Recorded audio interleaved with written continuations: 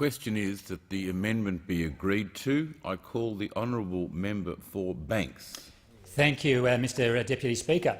So I'm very pleased to be able to speak today on the tax bonus for Working Australians Repeal Bill 2013. And it's very important that this legislation is passed because it is a piece of legislation which helps to address the very poor fiscal situation that the current government has been left with by the previous one.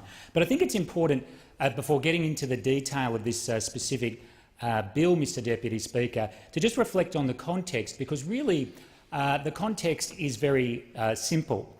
And that context is you can't consistently spend more money than you have.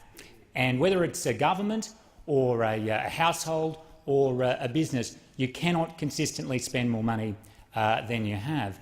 If your income is $60,000 a year, if you consistently spend more than $60,000 a year, you're going to get into trouble.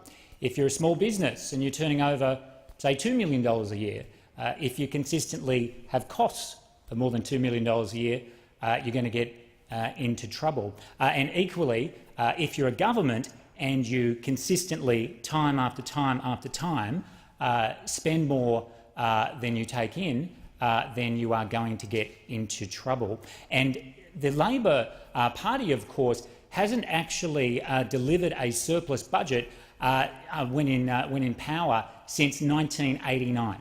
So that's a long time ago, Mr Deputy Speaker, and that represents about 13 years, I think, of Labor government management of the budget in which a deficit position is what occurred. And like if it happened once or twice, Deputy Speaker, you might say, well, that was a reaction to a particular set of circumstances. It was something that needed to be done to respond to external factors. But when it happens every year for 13 years, it's not a response to particular circumstances. It's just a way of life, and that is the way of life that the Labor Party has put in place when it has had control of the Treasury benches, and that is unsustainable, and it's certainly not something that we can continue with. Now, the bill that is before us today is an important piece of legislation because it stops $900 cheques being paid to people in relation to a program that was created to address the situation 5 years ago. So remarkably, under the previous government, they were still paying $900 cheques to people to address an economic situation which occurred some 5 years ago. And I've noticed that members opposite have made some comments to the effect that, you know, these aren't large amounts of money, it's only a few $1 million here, a few $1 million there. But certainly, Mr Deputy Speaker, in my experience of life, and I'm certain in the experience of life of most Australians, you know, millions of dollars are a lot of money.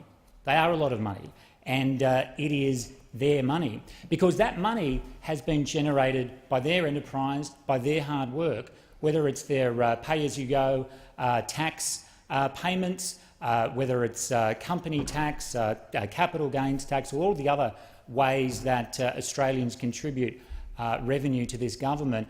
You know, the government doesn't create that money, the people do. The people create the money, and it is incumbent upon the government to treat every dollar of the taxpayers' money with respect. And that did not occur under this government, and this particular program is really quite symptomatic of that failure. Now, one of the extraordinary things on this program, Mr Deputy Speaker, is that a large number of payments have actually been sent to people who are in fact overseas. Now, again, very, very difficult to stimulate the Australian economy if you're not actually inside the Australian economy.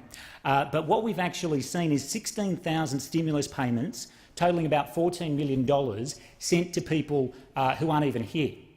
Not even here, they're not in the country, and very difficult for those people to stimulate the economy given their presence away from our shores. A similar situation, Mr Deputy Speaker, in relation to dead people. So $18 million paid to people who were in fact deceased under this program. And again, very, very difficult for those recipients to stimulate the economy. And it does concern me when the response on the other side is, you know, these are small amounts of money in the scheme of things. This is a manageable issue. Well, it's not manageable at all, Mr Deputy Speaker. It's a significant problem. It's completely unacceptable for the federal government to have such disregard for the funds of the taxpayers of Australia, and it has to stop. And that's why the passage of this legislation is so important, because it will stop any further cheques being issued to a program which was designed for circumstances that were in place some 5 years ago. But I think that this program is symptomatic of Labor's budget management in general. Now, of course, in the 6 years of the Rudd, Gillard and Rudd governments, some hundreds of billions of dollars of debt were run up. We know that's the case, and that is the situation we find ourselves confronted with. We also know, though, after MyEFO, Mr Deputy Speaker, that on the current course, the current financial year deficit is on track to be some $47 billion, and over the next 4 years, total deficits of $123 billion over the forward estimates period. Extraordinary amount of money, especially when that is on top of the very substantial debts of hundreds of billions of dollars that have been built up in the preceding years. And it's so bad, in fact, Mr Deputy Speaker, that at the end of 10 years, if we simply follow the strategy that Labor had in place for the Australian economy and more particularly for the budget of the federal government, we would have gross debt of $667 billion. Now, that is an extraordinary amount of money, Mr Deputy Speaker, and I think it actually means that we have to actually introduce a new word into the discussion of fiscal balances in Australia. Well, the word is trillion, because $667 billion is 2/3 of $1 trillion.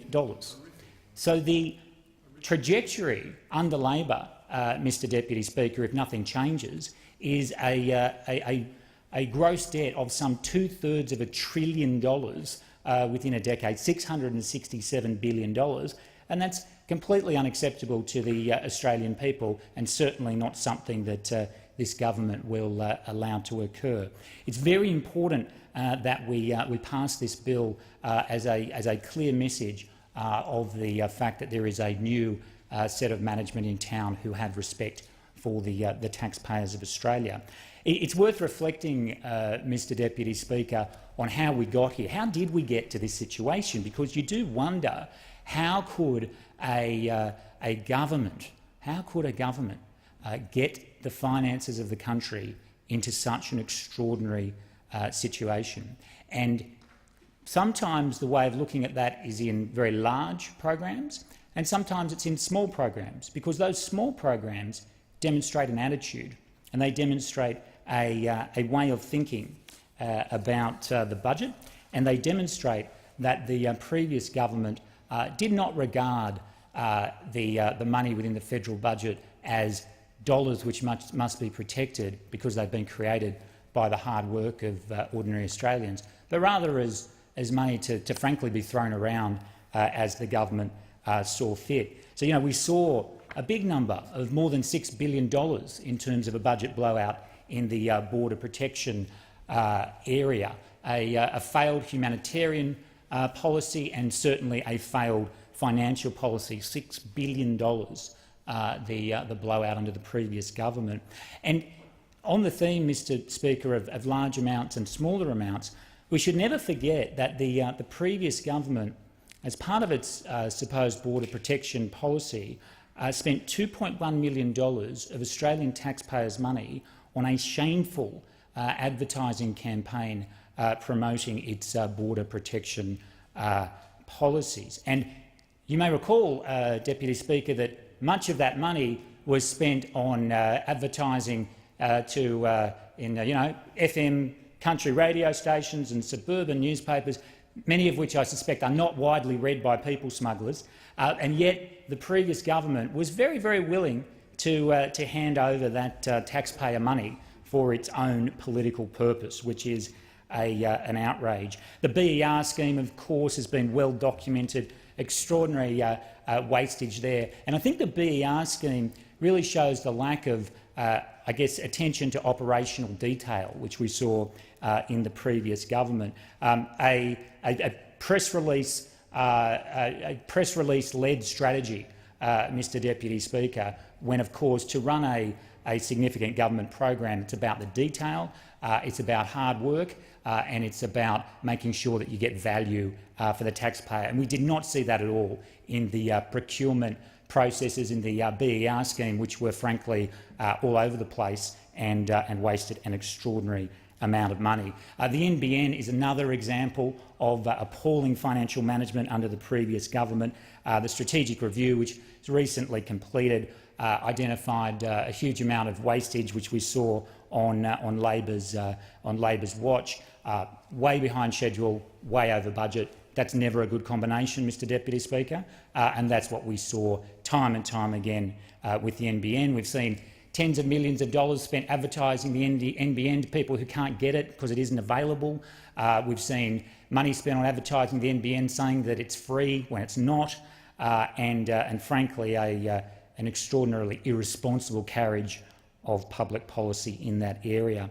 Live export is another one, Mr Deputy Speaker. Now, you'll recall, of course, that the previous government, in what can only be described as a knee-jerk reaction, basically ended the live export industry overnight in response to media reports. Now, unsurprisingly, that had a disastrous impact on the people working in that industry, many of whom are from electorates in northern Australia. So the thinking in the previous government was, oh well, they're obviously not very happy about this. This hasn't quite worked out how we thought it might. So let's put in place an assistance package. Now, that assistance package cost $100 million. If the knee-jerk policy had not been put in place in the first place, there wouldn't have been any requirement for that $100 million assistance package. But it was required because the policies of the previous government were very much about managing the daily news and the media cycle as opposed to doing the substantive work, which is what real government is about. Set-top boxes. Now, one of my colleagues mentioned these a little earlier. I know a little bit about set-top boxes, and I can tell you, Deputy Speaker, that you can buy them for a lot less than $350. That's what the government paid for them, spent $67 million on this program, and that wasted literally tens of millions of dollars. The pink bat scheme, of course, close to $3 billion. And there are a whole series of other programs, and I hesitate to raise them, Deputy Speaker, because they are such sad reminders of another time. But I think it's important that we commemorate them in this House. Names like Grocery Watch, names like Fuel Watch, Green Loans, Green Start, and the Solar Homes program.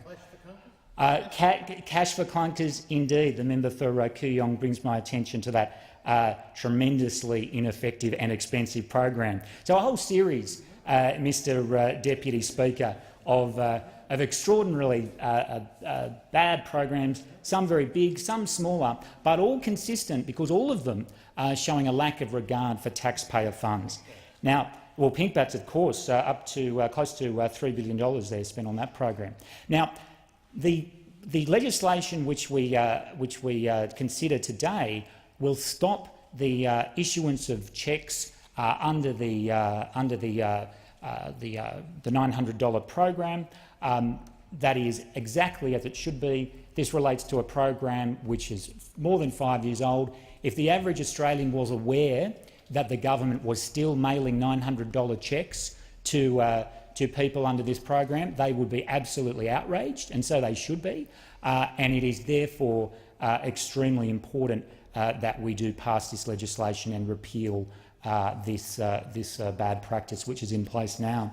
The current government is faced with some very difficult fiscal circumstances, Mr Deputy Speaker, given the waste of the previous government, but addressing those issues is what we need to do and will do, and repealing this legislation is an important step in that.